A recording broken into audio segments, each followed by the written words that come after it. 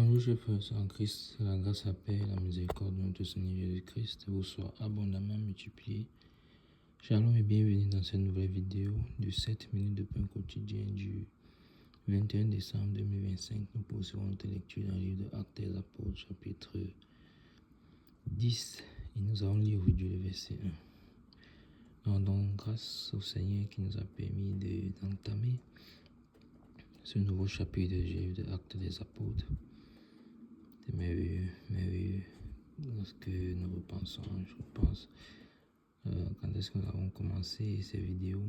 Désormais, nous sommes rendus au chapitre 10, verset par verset du livre de Actes des Apôtres.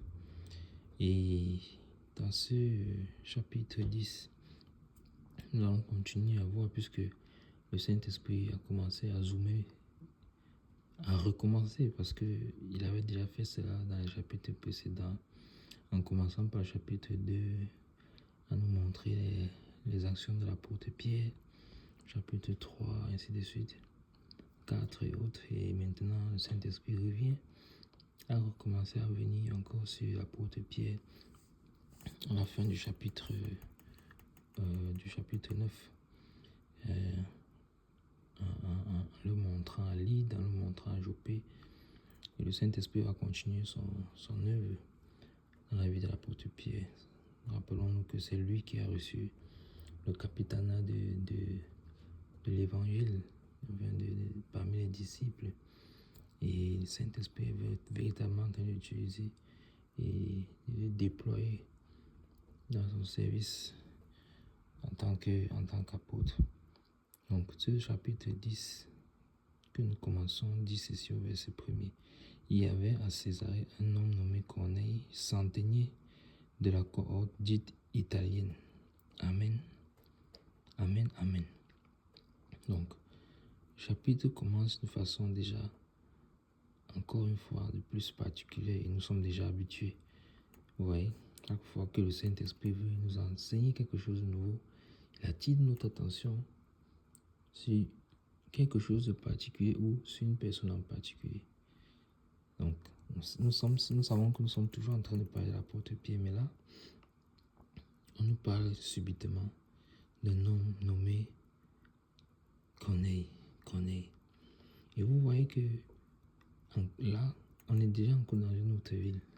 Vous voyez comment le Saint-Esprit nous balade. Pierre était à Lydde, ensuite à Joppé.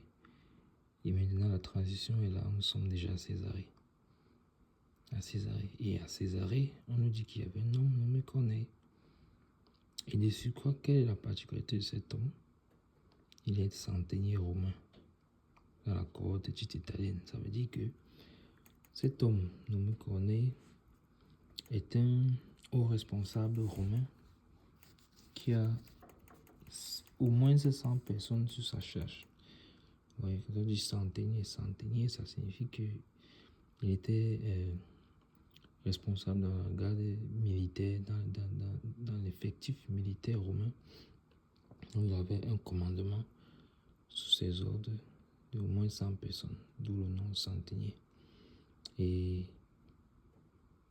évidemment, les Romains, ils viennent de ce qu'on peut appeler aujourd'hui l'Italie, avec cet empire romain là. Et vous voyez que on peut se poser cette question: pourquoi tout d'un coup le Saint-Esprit nous attire encore vers ce côté-là? Et la réponse, nous l'avons déjà, je pense, puisque nous avons déjà été habitués à ce qui nous entraîne comme ça à bout de champ pour nous montrer certaines choses particulières. Et donc là, ça attire notre attention et je commence à être impatient. Vous voyez, ça attire directement notre attention. Nous sommes impatients. Seigneur, pourquoi tu nous amènes maintenant dans la vie de cet homme? Et voilà comment nous devons lire les Écritures, toujours avoir cette sensibilité-là. Seigneur, pourquoi? Qu'est-ce que tu veux me montrer ici? Enseigne-moi de façon particulière sur le message que tu veux faire passer. Vous voyez, ce chapitre 10 commence de façon particulière, sans transition comme ça. Donc, Simon, au chapitre 9, le dernier verset, 43, nous a simplement dit qu'il a Il a passé quelques temps dans la maison d'un courrier à Joppé qui s'appelait aussi Simon. Et maintenant, on entre dans la vie de Corneille. Donc, soyons patients, que cela remplisse nos cœurs de vouloir connaître davantage les Écritures. Et c'est comme ça que quand on pose des questions au Seigneur, il nous répond. Et donc, par sa grâce, nous verrons dans la prochaine vidéo quelle sera la suite de cette affaire. Nous arrêtons là pour aujourd'hui. C'était tout pour les 7 minutes de pain quotidien de ce jour. Que la grâce, la paix et la miséricorde de notre Seigneur Jésus-Christ vous soient abondamment multipliées. Shalom.